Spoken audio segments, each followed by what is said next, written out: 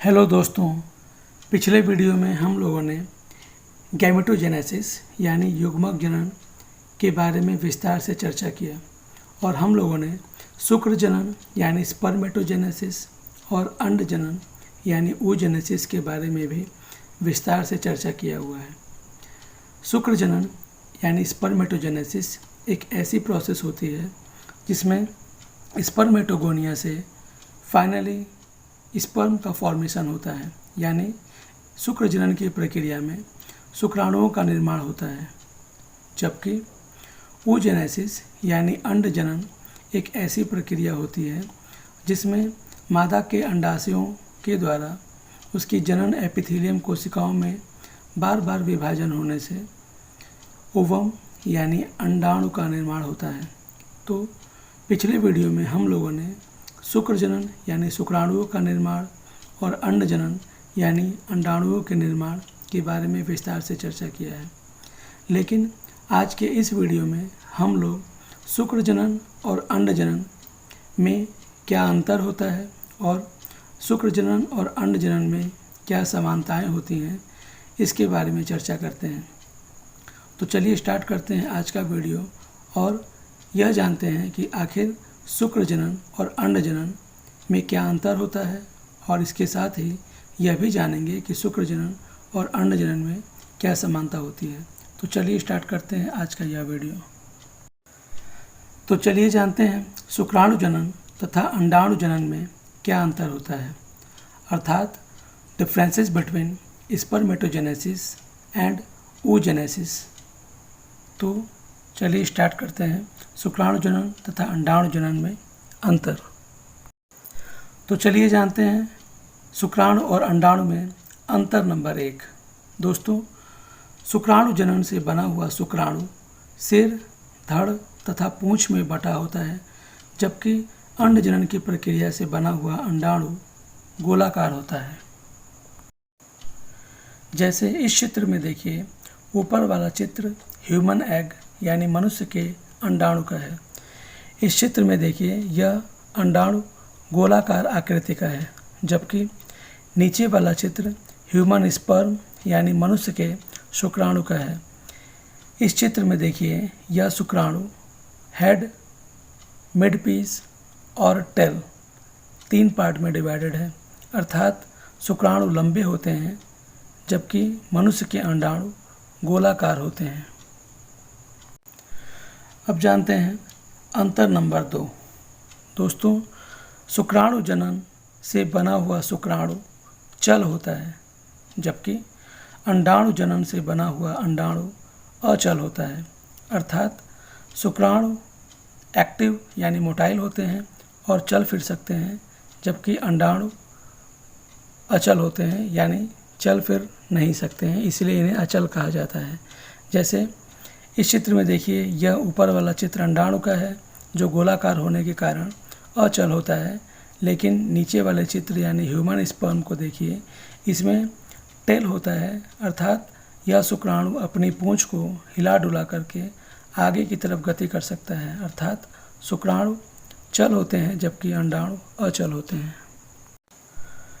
अब जानते हैं शुक्राणु जनन और अंडाणु जनन में अंतर नंबर 3।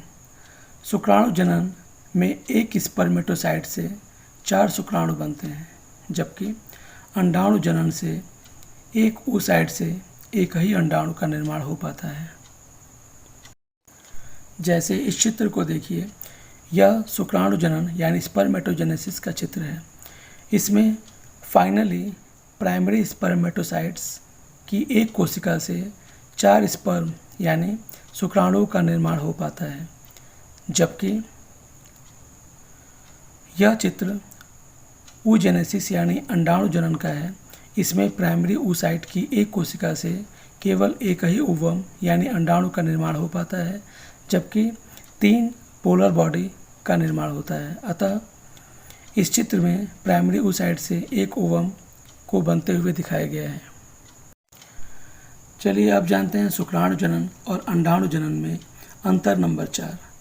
शुक्राणु जनन में ध्रुवीय कोशिकाएं नहीं बनती हैं, जबकि अंडाणु जनन में 2 या 3 ध्रुवीय कोशिकाएं बनती हैं। शुक्राणु जनन की इस प्रक्रिया को ध्यान से देखिए। इस प्रक्रिया में स्पर्मेटोसाइट्स में जब मियोसिस डिवीजन होता है अर्थात अर्धसूत्रीय विभाजन होता है तो उससे सेकेंडरी स्पर्मेटोसाइट्स बनते हैं और सेकेंडरी स्पर्मेटोसाइट से 4 स्पर्मेटिड बनते हैं जो बाद में स्पर्मियोजेनेसिस प्रोसेस से स्पर्म का फॉर्मेशन करते हैं।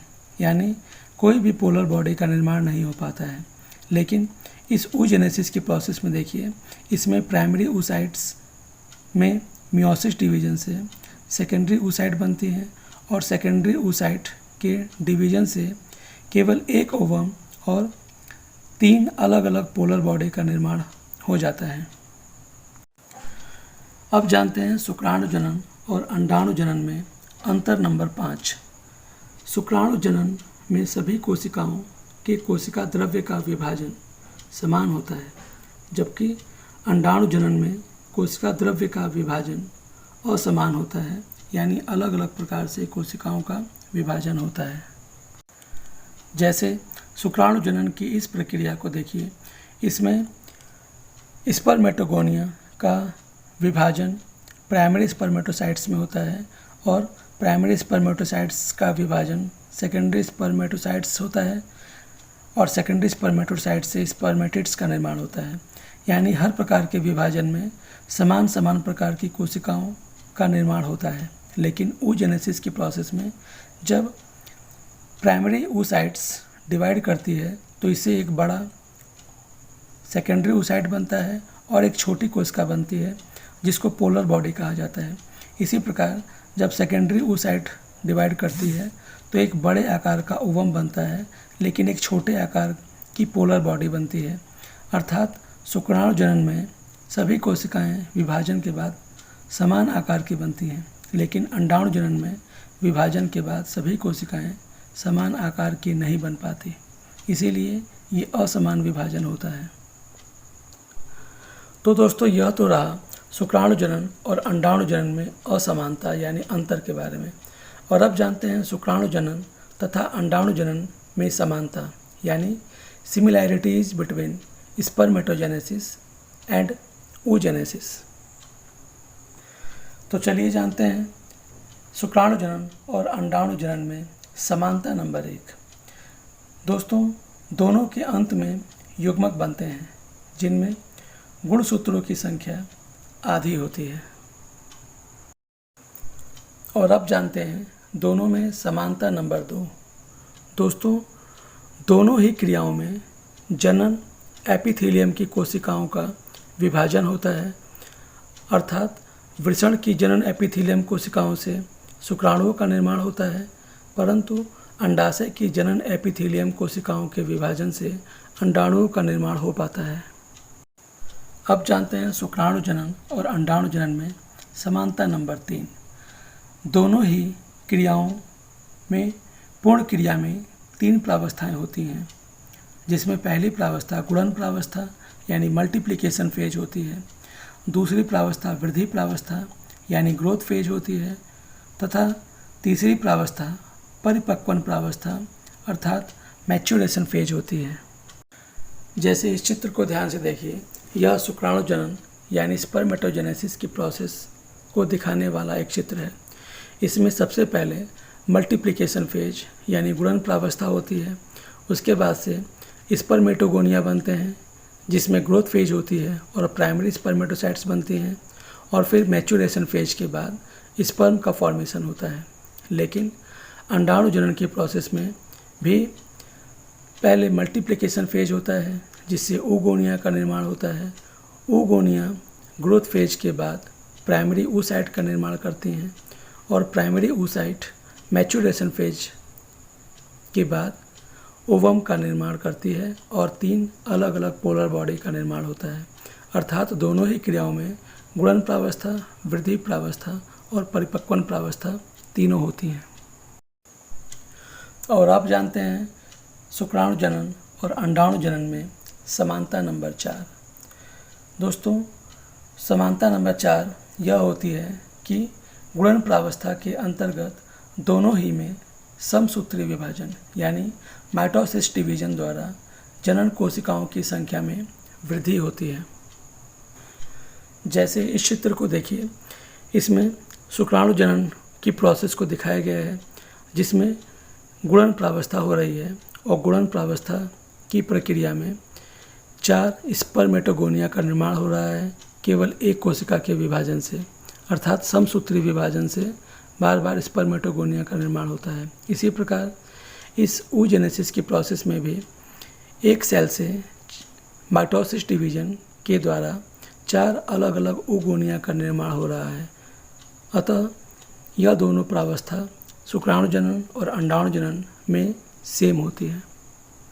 और अब जानते हैं शुक्राणु जनन और अंडाणु जनन में समानता नंबर 5। दोस्तों, दोनों की परिपक्वन प्रावस्था में 2 विभाजन होते हैं, जिसमें से एक विभाजन मियोसिस फर्स्ट होता है और दूसरा विभाजन मियोसिस सेकंड यानी अर्धसूत्री विभाजन सेकंड होता है। इस समानता को समझने के लिए इस चित्र को ध्यान से देखिए। इसमें प्राइमरी स्पर्मेटोसाइट्स का जब निर्माण हो जाता है तो उस प्राइमरी स्पर्मेटोसाइट कोशिकाओं में मियोसिस फर्स्ट यानी अर्धसूत्री विभाजन फर्स्ट होता है, जिससे सेकेंडरी स्पर्मेटोसाइट्स का निर्माण होता है, परंतु इस विभाजन में गुणसूत्रों की संख्या आधी हो जाती है।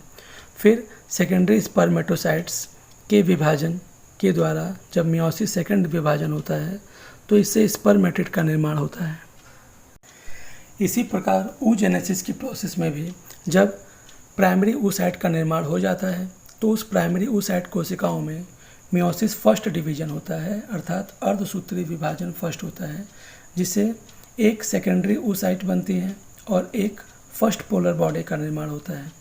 फिर इन कोशिकाओं में मियोसिस सेकंड यानी अर्धसूत्री विभाजन सेकंड होता है, जिससे सेकेंडरी oocyte के विभाजन से एक ओवम और एक सेकंड पोलर बॉडी बनती है और फर्स्ट पोलर बॉडी के मियोसिस सेकंड डिवीजन से 2 सेकंड पोलर बॉडी का निर्माण होता है। अर्थात स्पर्मेटोजेनेसिस और oogenesis दोनों की परिपक्वन प्रावस्था में मियोसिस फर्स्ट और मियोसिस सेकंड 2 विभाजन होते हैं। और अब जानते हैं स्पर्मेटोजेनेसिस और oogenesis में अंतिम समानता अर्थात समानता नंबर 6। प्रथम परिपक्वन विभाजन में गुणसूत्रों की संख्या आधी हो जाती है। इसको समझने के लिए भी इस स्पर्मेटोजेनेसिस की प्रोसेस को देखिए। इसमें प्राइमरी स्पर्मेटोसाइट्स का जब मियोसिस फर्स्ट डिवीजन होता है और सेकेंडरी स्पर्मेटोसाइट का निर्माण होता है तो इस प्रक्रिया में गुणसूत्रों की संख्या आधी हो जाती है, अर्थात प्राइमरी स्पर्मेटोसाइट्स 2n होते हैं, जबकि सेकेंडरी स्पर्मेटोसाइट्स केवल n अर्थात हैप्लॉइड होते हैं।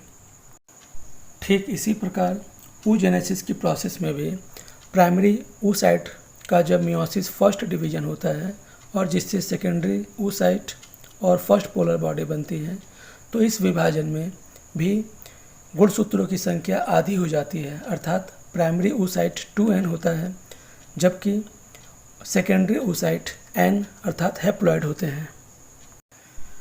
तो दोस्तों, आज के इस वीडियो में हम लोगों ने स्पर्मेटोजेनेसिस और oogenesis दोनों प्रोसेस में क्या डिफरेंस होते हैं अर्थात क्या अंतर होता है और स्पर्मेटोजेनेसिस और oogenesis प्रोसेस में क्या सिमिलैरिटीज़ यानी क्या समानता होती है, इन दोनों के बारे में विस्तार से चर्चा किया।